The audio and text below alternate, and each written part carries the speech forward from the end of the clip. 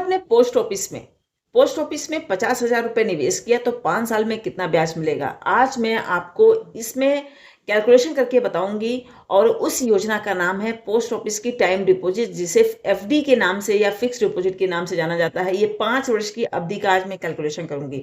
वैसे FD post office में 1 साल, 2 साल, 3 साल और 5 साल के लिए होती है, पर जो मैं कैलकुलेशन करने वाली हूँ वो केवल 5 वर्ष के लिए करूंगी।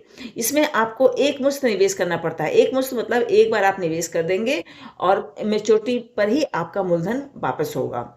भारत सरकार द्वारा समर्थित योजना है, मतलब ये सरकारी योजना है और सुरक्षित भी है। इसमें आपको कंपाउंडिंग का फायदा मिलता है, मतलब ब्याज पर ब्याज मिलता है।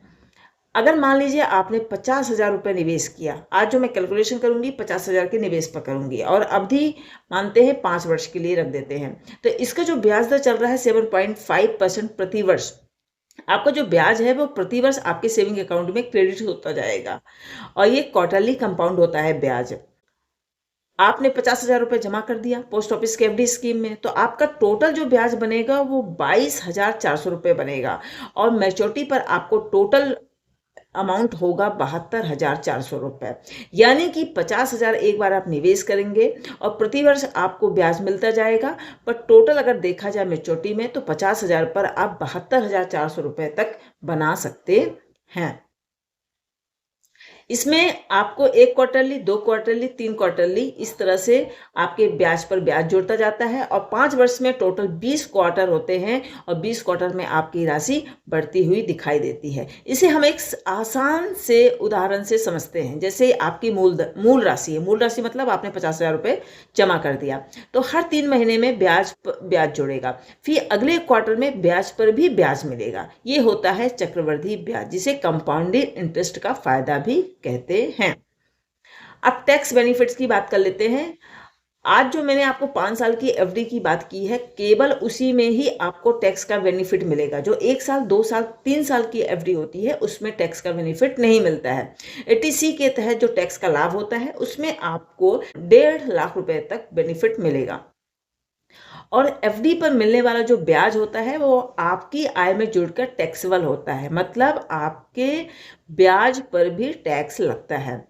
अच्छा, टीडीएस के नियम को थोड़ा सा समझ लेते हैं। अगर आप सीनियर सिटीजन हैं, सीनियर सिटीजन जिनकी उम्र 60 वर्ष से ऊपर है उन्हें सीनियर सिटीजन कहते हैं।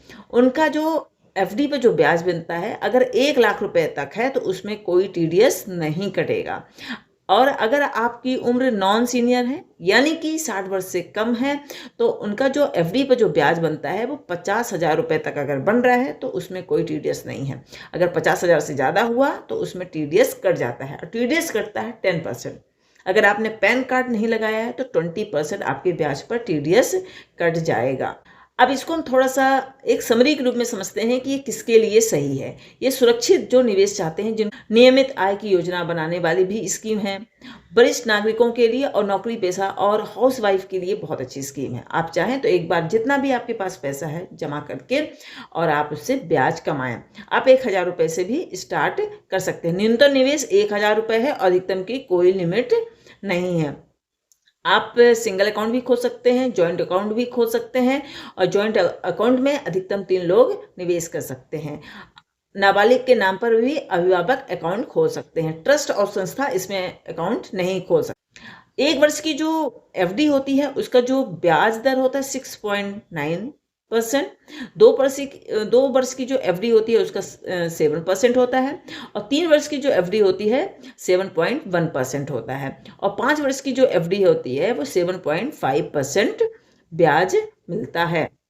अब मैं आपको एक बोनस टिप्स बताती हूँ। मान लीजिए आपने 5 लाख रुपए निवेश कर दिया, आपके पास 5 लाख रुपए आ गए हैं, तो आप एफडी में न डाल के एमआईएस में डाल दीजिए। एमआईएस में डालने से आपको मैं फ़ायदा बताती हूँ। फ़ायदा ये है कि इसका जो ब्याज है 7.4% है, पर आपको मंथली इसमें आपको ब्याज मिलेगा। और कब तक मिलेगा? 5 वर्ष तक मिलेगा, क्योंकि इसकी मैच्योरिटी पीरियड 5 वर्ष की होती है। 5 वर्ष में 60 महीने होते हैं, तो आपको हर महीने 3,000 कितना 3,083 रुपये का ब्याज मिलेगा। कितना जमा करने पर? 5 लाख रुपए जमा करने पर।